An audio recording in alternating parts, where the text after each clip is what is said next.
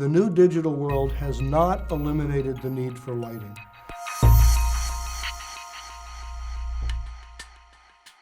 Hi, Marty. My name is Armen, and I'm coming from the perspective of developing the front office.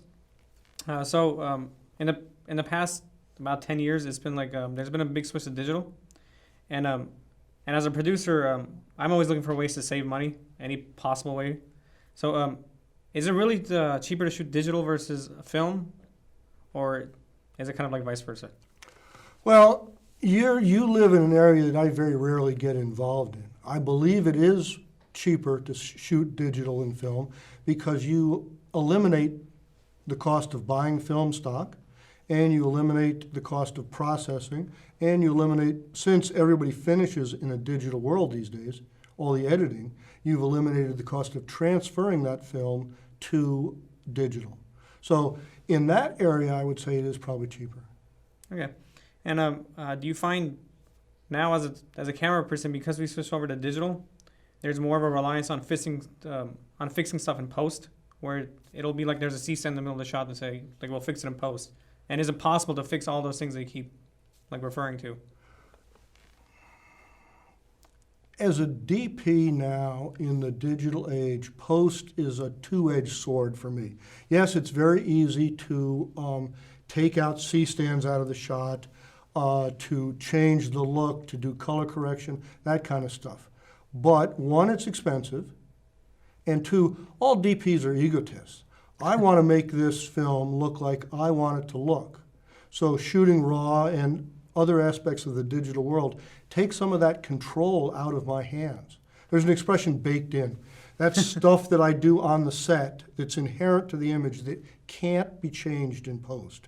And I like to bake in as many of my decisions as I can, just so some guy in a post suite can't say, oh, I know he wanted that orange, but I think I'll change it to blue. And another question I have for you is more towards digital again. Do you feel, since you've obviously worked with film, do you feel that filmmakers now, because it's digital, they feel like they can do endless rolls and just keep going, where it'll make the job of the camera department harder? Is there anything that now digital has made your job harder?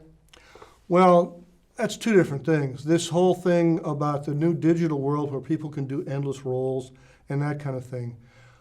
The world of film, since film was so expensive, put a discipline on the set that I miss now. That whole, we'll do a roll camera, put the slate in, slate it, get the slate out, roll. When you finish the take, cut, and you re-slate again at the start of the next one. That made for a very disciplined set. Now you get people that goes, well, just let it roll, and suddenly the prop guy's in there moving a table and stuff like that, and they don't bother to cut. So that gets to be kind of undisciplined, and that sloppiness can move into other departments and other bad things. Also, that kind of long rolling makes it a little harder on your post department. So rather than 5 unique takes for the editor to mess with, he gets one huge mass of data that he's got to separate those takes out of. So in some ways, that's a bad thing about new digital world. Right. And is there anything that I, as a producer or in terms of development, is there anything I should know to make your job easier? Oh, this is it. This is my chance to speak to the producers of the world. One thing that I would say, the new digital world has not eliminated the need for lighting. People always say, oh, well, we can just bump up the ASA, it's digital, you don't have to light it. Well, that's not true. The lighting is one of the chief carriers of the emotional content of a scene.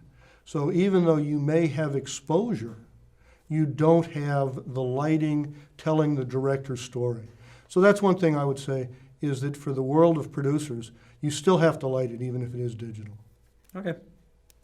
Well, thank you for allowing me to interview you, and that'll That's be all. it. That's the end of it. Thank you. Okay, nice talking to you. Nice talking to you.